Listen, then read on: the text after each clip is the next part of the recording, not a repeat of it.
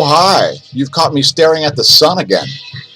Welcome to the daily space weather. We're looking at the sun, our local yellow dwarf, in 171 angstroms to see 0 sunspots. Although we see some activity kicking off. There's a magnetic area right over here underneath my pointer, which could form into a sunspot with no warning. We do see some plages. We see some filaments. Let's look at it in 304 angstroms.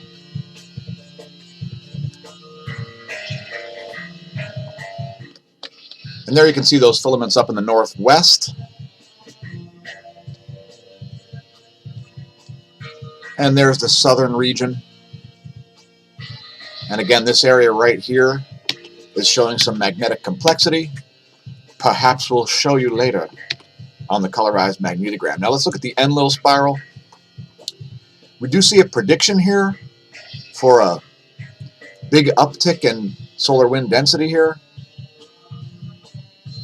coming in late on the 7th. I don't know what that's based on. I did not see a feature that would be emitting that, just showing you the data. Moving on to the X-ray flux, which is totally flatlined. Never even received a B-class flare despite seeing 2 sunspots erupt. Now we do have some plasma arriving literally right now, just in the past couple of hours here. We see an uptick in the solar wind density. In fact, it's been all the way up to 162 protons per cubic centimeter. So significant density spike there, accompanied by major shifts in the BT-BZ. And the BZ has, just as we did show prep, shifted way into the negative territory. That is associated with earthquakes, believe it or not, folks. Also, phi angle shifting all around. As this plasma hit happens, you can see that area right there. And a small uptick in the solar wind speed too. Is it a coronal mass ejection? Or is it a coronal hole wind stream? Well, we'll have to keep watching to figure that out. Looks like a coronal mass ejection if I had to guess. Anyway, there's the data from ACE. And let's look at the way it's affecting the magnetosphere. And we are going to see a bunch of pressure spikes come in. Here's 4 hours of data, courtesy University of Michigan.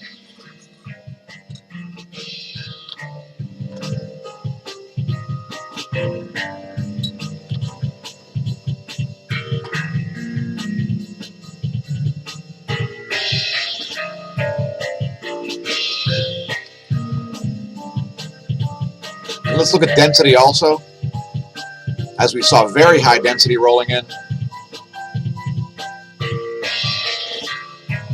Again, 162 protons per cubic centimeter is quite a high density, folks.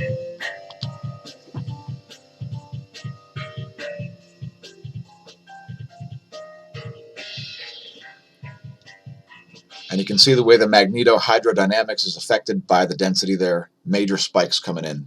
High density shown here in dark blue, low density shown in white. Next, we'll look at ground geospace magnetic perturbations, as those density spikes do induce current, which flows through your planet, which, believe it or not, whether you're aware or not, ought to be your favorite semiconductor. We see some global pulses here coming out of the African Rift Zone. I'm going to actually let that play through a second time there. And don't get bored. There's a lot of other interesting stuff to look at. We're going to be talking Neptune. We're going to be talking thermodynamics, Dr. Robitaille.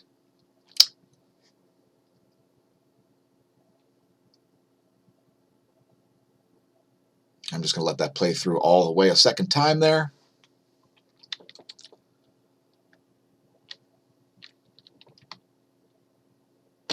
And the 10.7 centimeter radial flux has dropped back down to 69 on this orange line, which we drew in at 70 solar flux units as a visual aid. GOES magnetometer is looking a little spiky once again. We had about a day and a half of smooth magnetometer there. And let's look at the Gong 2 data. And there's the Gong 2 data. You're looking at stereo A here on the left and stereo B out here on the right. And it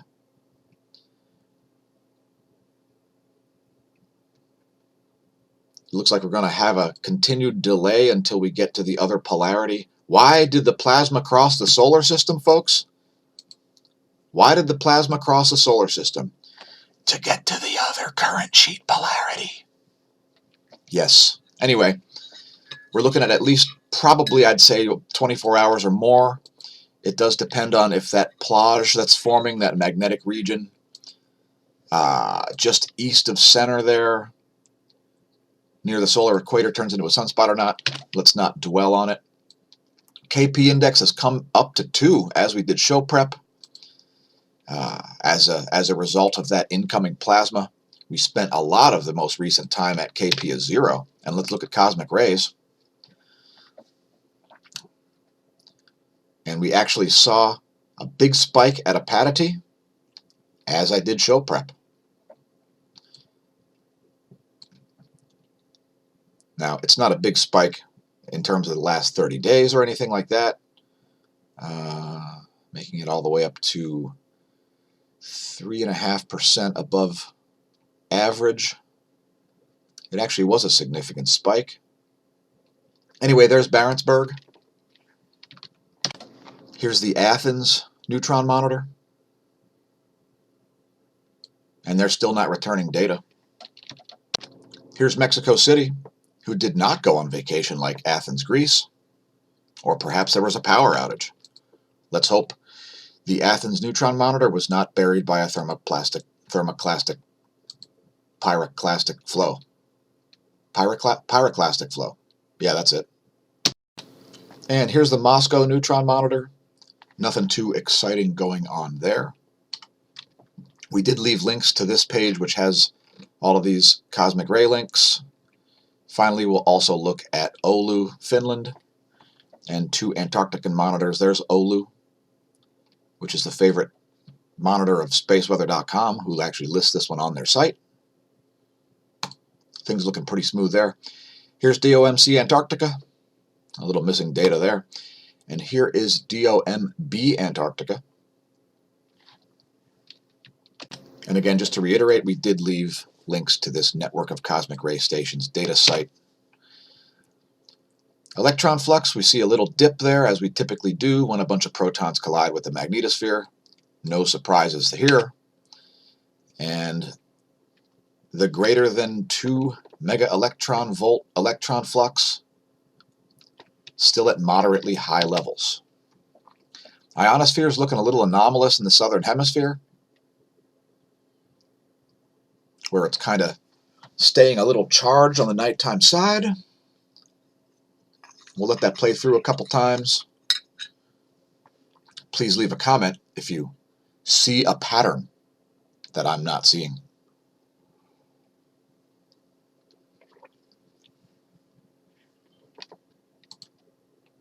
And here's the latest image. This one from 9 o'clock UT. Notice how it's quite charged, actually, on the nighttime side. No surprise, considering the levels of magnetohydrodynamic pressure. And let's do the earthquake rundown. Before we go down the list, we did see a 4+ magnitude quake near the geysers, west of Sacramento. But let's go down through the whole list, as we do every day on this channel. And the first one coming in about 9:49 UT yesterday morning. Sinabung, Indonesia. Let's hope that's not magmatic activity. But anyway, that's 4.5. Coming in at 38 kilometers depth. And let's go down the list, or rather up the list. Here's a deep quake at Afghanistan. Heads up Afghanis for a larger quake at the surface. That quake at 189 kilometers. I believe this is the largest of the past 24. And sadly, this is not the end for Argentina, as this one is at depth. It's at 114 kilometers and a 5.7 magnitude. Heads up Western South America for a larger quake, as this massive 7+ magnitude earthquake drought continues. Next, we see a 4.7 at the Philippines and a massive uptick in seismic activity around the Philippines over the past 2 weeks. Next, we see another deep quake at Afghanistan. This is a 4.4 magnitude at 246 kilometers depth. A possible indication a larger quake may happen at the surface in the near future. Please leave a comment if you view the videos from Afghanistan. If you're on a secret U.S. military base, don't tell us your location. Here we see a 5.1 off the coast of the North Island of New Zealand. Shout out to Kiwis. Eddie Dawkins, leave a comment if you felt the quake. How about a 4.3 at Vanuatu? Check out the depth. It's extreme. 626 kilometers. Son of a beehive. And then only 24 minutes later, we see another deep quake at Fiji. So we see this quake at Vanuatu and then this quake at Fiji. Only a few minutes later, 4.6 magnitude, depth 578 kilometers. Next, we see a deep quake at Peru, as Western South America has every indication that they're going to get a large quake and probably end the 7 magnitude earthquake drought there in Western South America. So please, if you're in an earthquake-prone zone, have a plan to be an asset, not a liability, if buildings start to fall. And if you're going to evacuate your building when buildings start to fall, know which building facades may be falling on you as you exit your building. As if you can't even afford a bug-out bag, that counts as prepping, right? Next, we see a 4.5 at the Philippines. This one coming in at 1842 yesterday evening. Very deep, 549 kilometers depth. Here's that quake at the Geysers, California. 4.2 magnitude. And we do see a small swarm of quakes there in the western U.S. 4.6 in the Solomon Islands is next. That one coming in at 2058. 4.5 at Argentina. Another deep quake in western South America as the solar activity dips. Another deep quake in Indonesia here. This one 4.6 magnitude at 138 kilometers. And lastly, coming in about an hour before we did the show, 4.4 at Indonesia. And let's look at the windy.com pressure maps. We're going to just advance that about 24 hours from when we made the video. And it's 4:14 a.m. Do you know where your pressure cells are?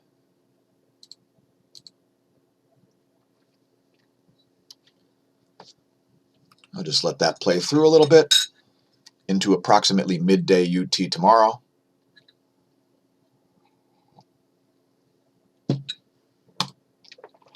And there's where things will be about 24 hours from the production of this video. Volcano rundown. Now we did see Shivaluch uptick yesterday, going over 30,000 feet, possibly injecting some gases into the stratosphere as well as volcanic ash. A direct global cooling factor, not only in terms of the aerosols emitted, but just simply the albedo effect of the cloud nucleation and the volcanic ash itself. Mount Abico also erupting, producing a 12,000-foot ash plume. Mount Aso, don't be an Aso when you're talking about Mount Aso. It's producing a 6,000-foot ash plume. Sakurajima is still exploding. Another Japanese volcano, and this one producing a 10,000-foot plume of ash. Sanjiang-api erupting, 10,000-foot, 11,000-foot plume there. Dakono exploding, 6,000-foot plume there. Popocatépetl exploding, 22,000-foot plume there. Ravenador, volcanic ash observed in webcam. Sabancaya exploding, 21,000-foot plume there. Copihu unable to detect, probably a cloudy day on the satellite map. And Nevados de Chilean still exploding, still producing a 12,000-foot ash plume. Please do not sacrifice your daughter into the caldera of Nevados de Chilean. Just refer her to our YouTube channel, or perhaps better yet, our BitChute channel. Here's where stuff is in the solar system. Milky Way Galaxy team for the win! And here's where stuff will be in 1 week. Looks like we're approaching a full moon, as well as that Mercury conjunction.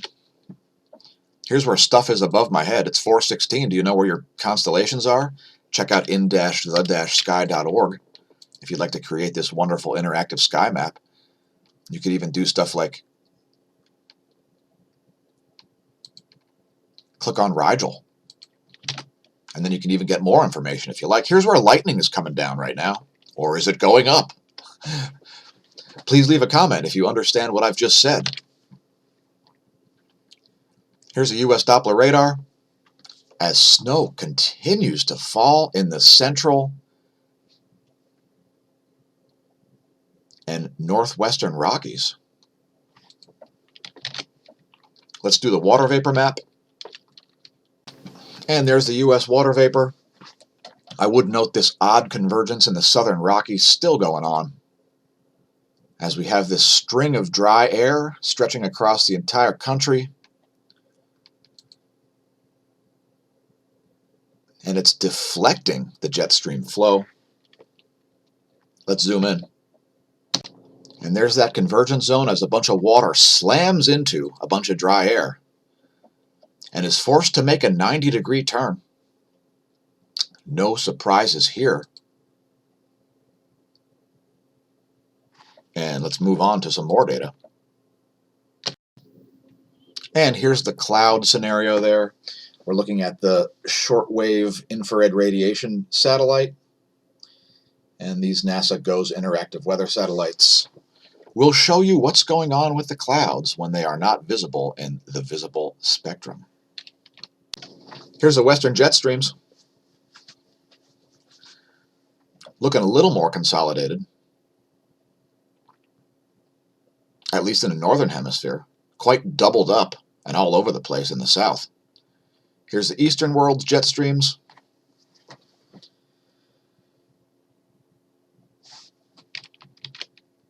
And we've graduated to the, that is censored, and that is a sinkhole, where we encourage our viewers to understand the distinction between their you-know-what and a hole in the ground. And thanks smAsh team for tuning in. We do appreciate that. And now we talk regularly about how Google is a scam and you shouldn't use it as a verb. And you certainly shouldn't use it as a search engine. But we don't just like to complain, we like to have solutions. So since Google pays us nothing for these videos, please support us on Patreon. We decided to keep the $1 tier, although if you sign up at the $1 tier instead of the $9.99 a month tier, you will see extremely reduced benefit. Let's talk about solutions to Google. The two easiest ways to de-Googlify your life is to use DuckDuckGo.com as your search engine. Now this is located in Paoli, Pennsylvania, and that has nothing to do with why I use it. It's because this is a privacy-based search engine, which won't store your personal information. It won't follow you around with ads. It won't track you in or out of private browsing mode. So take back your privacy and use DuckDuckGo. And better yet, use Brave Browser. Are you using that Google junkware known as Chrome? Well, it's garbage. Try Brave Browser and browse the web faster than all that other junkware out there. Now, DuckDuckGo has its own browser as well, and that is still in beta testing as far as I'm concerned. It's not officially in beta testing. It's in beta testing for me because I just haven't really had the time to use it enough to really know if it's good. Brave Browser is the browser on which this video is made. It blocks unwanted ads. It doesn't follow you around. It doesn't create a bunch of nonsense. And it doesn't treat you like a prophet, because all of these free services by all of these great companies like Google junkware, Facebook junkware, Twitter junkware, Apple junkware, they're all spyware. So take back your privacy. Are you aware that computers are supposed to make you more productive, not less? And that companies like Google, Facebook, Apple, and Twitter, they determine how successful their apps are by how much of your time they waste? Anyway, check us out on BitChute, as YouTube regularly wastes our time too. And if you ever see our video not come up early in the morning, it's probably because we were just shadow banned outright, had our channel deleted on YouTube, etc. bitchute.com/smAshomash. And again, support us on Patreon, patreon.com/smAshomash. And please don't forget to press like and subscribe on YouTube. Today, is the 1-year anniversary of Sky Scholar. Now let's talk about Dr. Robitaille. Dr. Robitaille is going to talk about thermodynamics here. We've linked to this video as well as all of the other sites that we've visited throughout the creation of this video. Let me just play a clip. I don't know what he's going to say here, but he's talking about the way gravitational stellar collapse is a violation of, I'm not sure, I think it's all 4 laws of thermodynamics, as it would have to do work on itself as a thermodynamic system. And let's just play a clip and move on. A clear sign of error. So gases cannot self-compress. They must expand to fill the void. Anyway, listen to Robitaille. Watch all of his videos. We've watched his viewership go up precipitously in a magnitudinal fashion in the past year. And for that, we thank you. Dr. Robitaille, hit me up on Skype. We need to have you on the show. Incidentally, this talk he's doing is from April of 2018, so go and check that out after you're done viewing this video. What's going on with Mark? Hey Mark, how's Facebook doing, Mark? Now, Mark Zuckerberg, CEO of Facebook, he did learn how to drink water in front of Congress. I'm not sure if Liz Warren has taught him how to drink beer yet or not, but dear big tech, you can't break the internet, but the internet can and is breaking you. Here's yet another example. Apparently Democrats are not enamored anymore with Mark. We've left links to this Channel 69 WFMZ article. Wow, look at how imposing Mark looks. Look at that low camera angle. Ooh, such a powerful man. Such a junkware company. We're going to talk about the largest companies in the world in a minute. But first, let's talk about yesterday's Electric View conversation. Now, I was only going to show up for a few minutes here, but it was such a great conversation that I stayed for nearly the entire, I think I was there for even longer than 3.5 hours. Anyway, we've left links to that also. Shout out to Neil Thompson and company. Every one of you are invited to come onto this show and talk space weather or whatever you want to talk about. Perhaps we'll do a special. Anyway, check out Electric View. Again, we've left links to this video as well. This one shot yesterday as the Philadelphia Eagles crushed the Chicago Bears. And let's talk about the biggest companies. Now we're talking about market capitalization, which is the amount of money invested in the company's capital stock. Here's where things were in 1994. Shout out to Data is Beautiful. It certainly is.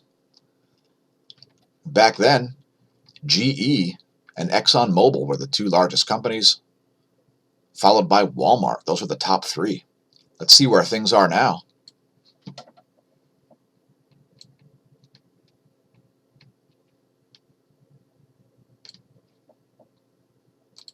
Here's where things are as of, you notice, Microsoft, who I used to be very critical of, by the way. I used to refer to that company as Microsloth because, hey, all computer nerds were critical of Microsoft in the late 90s and early 2000s, but now Microsoft is a god compared to these other companies. Now, I have no beef with Amazon, as Amazon actually provides actual goods and services. Apple's a junkware manufacturer, Google's a junkware manufacturer, Facebook's a junkware manufacturer. In fact, Google is the largest junkware manufacturer in the world. Who remembers in the early 2000s when it was nearly impossible to find a bug, glitch, or error in a piece of software? And who remembers right now when it's impossible to find a piece of junkware, especially for an Android device, of which there are billions around the world operating right now to spy on their users, where every piece of software is riddled with bugs and barely even does what it's alleged to do. What's going on with Neptune? Why is it that Uranus is the same temperature as Neptune?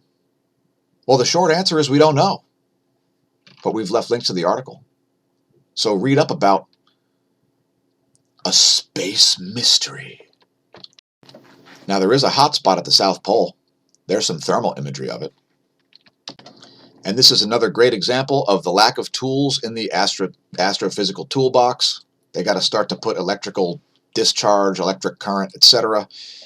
Yet there is no clear reason why Uranus does not have much of an internal heat source or any at all. Something must have stunted the process, perhaps due to a collision.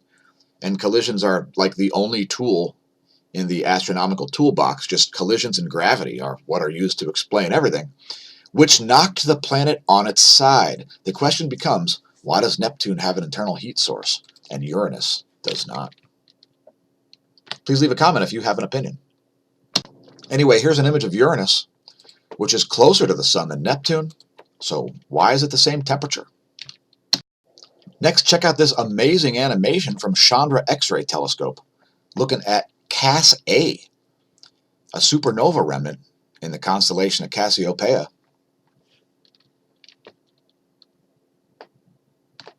A great animation.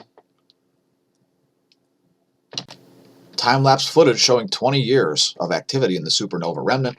We've left links to this article from SciTech Daily. You'll find it all over the Science Wire all day today. And if you want to study the transients from that particular object, supernova remnant Cas A, check out the Neil Gorell Swift Observatory. There are the transients from it. We've left links to the Neil Gorell Swift Observatory. Here's how to find it. Just hit Control F and type Cas space A. And there you have it. And don't forget to stay tuned for one bonus feature. And we've pulled up the colorized magnetogram here from the SDO to show you this active region that's just formed right on the solar equator. Literally just formed like in the past 8 hours. So that's something to keep an eye on. It could be another sunspot. And if it forms that close to the equator, chances are it's cycle 24. Anyway, thanks everybody for tuning in. Please don't forget to press like and subscribe. Join us on other social media.